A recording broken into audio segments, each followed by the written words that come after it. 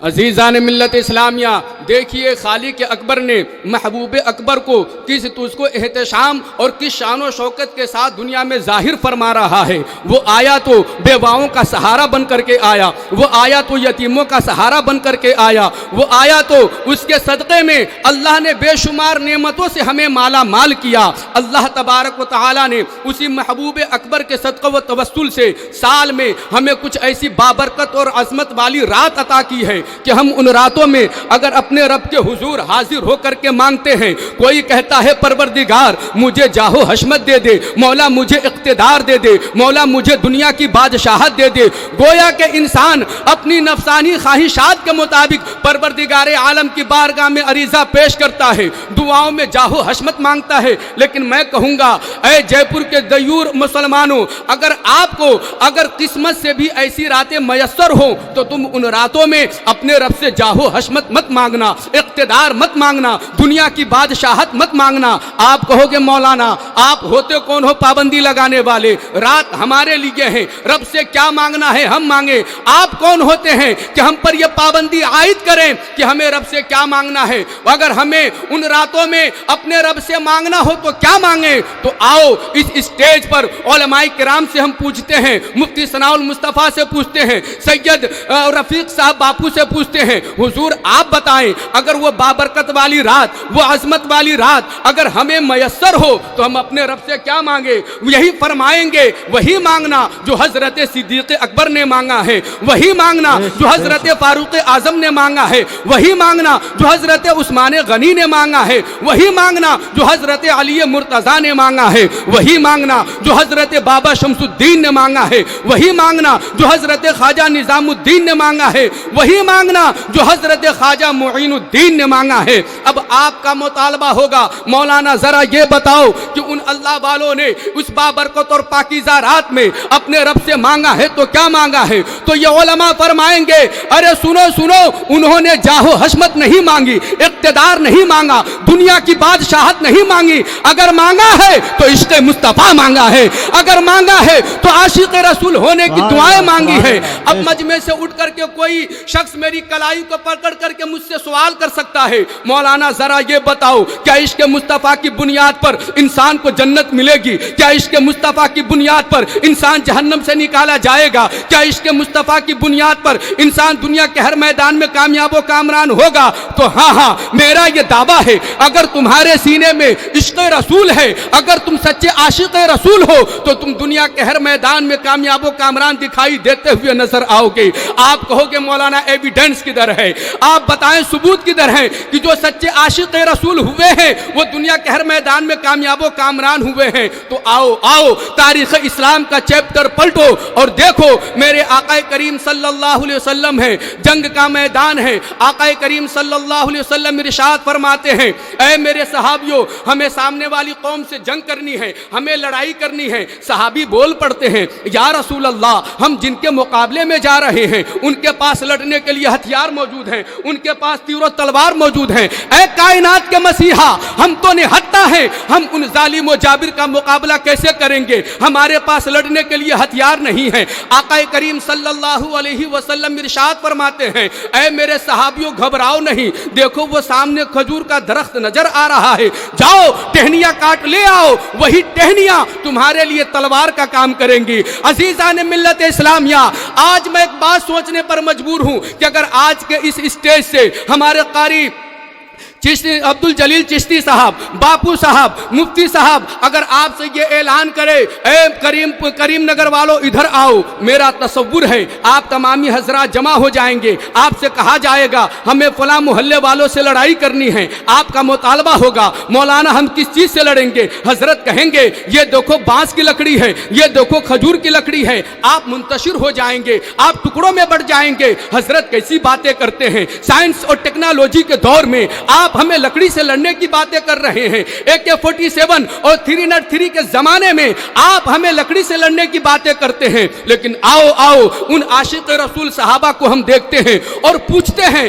اے عاشق رسول صحابہ, جب آپ کو میرے آقا نے یہ فرمایا تھا کہ کھجور کی ٹہنیاں تمہارے لیے تلوار کا کام کریں گی, تو آپ نے یہ کیوں نہیں کہہ دیا تھا یا رسول اللہ یہ تو اتنی کمزور و لاغر ہے کہ اگر اس پر کفر کی تلوار پڑ گئی تو میرے ماں کی ممتا لٹ جائے گی, میرے باپ کا پیار چھن جائے گا, میری بہن کی الفت قربان ہو جائے گی, میرے بھائی کی محبت دور ہو جائے گی. تو جنگ بدر کے میدان سے وہ عاشق رسول صحابہ ہماری غیرت کو چیلنج دے کر آواز دیتے ہوئے نظر آتے ہیں, ارے نادان, یقیناً میں اپنے آقا سے کہہ سکتا تھا, لیکن سنو ہم جس کے مقابلے میں جا رہے تھے ان کا بھروسہ تو لوہے کے ہتھیار پر تھا, لیکن ہمارا بھروسہ عشق احمد مختار پر تھا. سبحان اللہ, سبحان اللہ. نعرے تکبیر, نعرے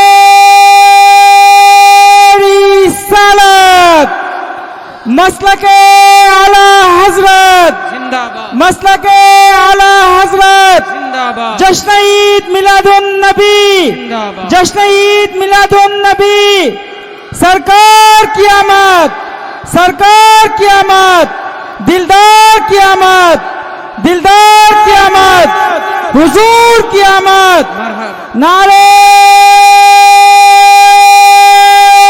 تکبیر, نعرے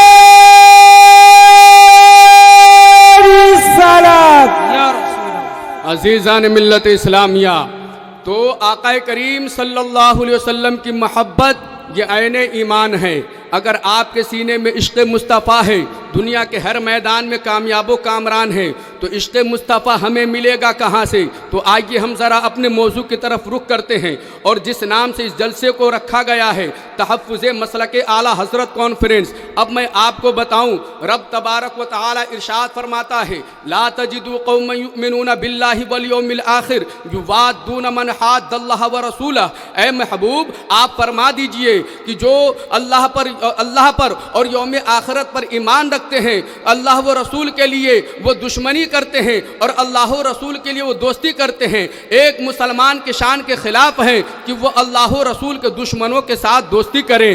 جس کا مطلب یہ ہے کہ اس آیت مبارک کا مطلب یہ ہے کہ اللہ و رسول کے دشمنوں کے ساتھ دشمنی کرنا, اللہ و رسول کے دوستوں کے ساتھ دوستی کرنا اس دور میں اہل سنت والجماعت کی یہی پہچان ہے. لیکن آج افسوس کا مقام یہ ہے کہ آج اعلیٰ حضرت کا نام لینے والے, اعلیٰ حضرت کے نام پر اپنے کاروبار کو پھیلانے والے, اعلیٰ حضرت کے نام پر اپنی تجارت چلانے والے, جہاں ان کے سامنے مسلک اعلیٰ حضرت کی بات آتی ہے در پردہ مسلک اعلیٰ حضرت کی مخالفت کرتے ہوئے نظر آتے ہیں. میں ایسے لوگوں سے کہنا چاہوں گا کہ سنو, اعلیٰ حضرت فاضل بریلوی رضی اللہ تعالی عنہ ہمارے وہ محسن ہیں جنہوں نے اپنے تن من دھن کو قربان کر کے ہمارے دین و ایمان کی حفاظت فرمائی ہے. یہی وجہ ہے کہ آج پوری دنیا کے کونے کونے میں, چاہے یورپ میں چلے جاؤ, ایشیا میں چلے جاؤ, افریقہ میں چلے جاؤ, امریکہ میں چلے جاؤ, ایشیا کے کسی بھی ملک میں چلے جاؤ, جگہ جگہ نگر نگر اگر کسی کا پرچم بلند ہے تو وہ اعلیٰ حضرت فاضل بریلوی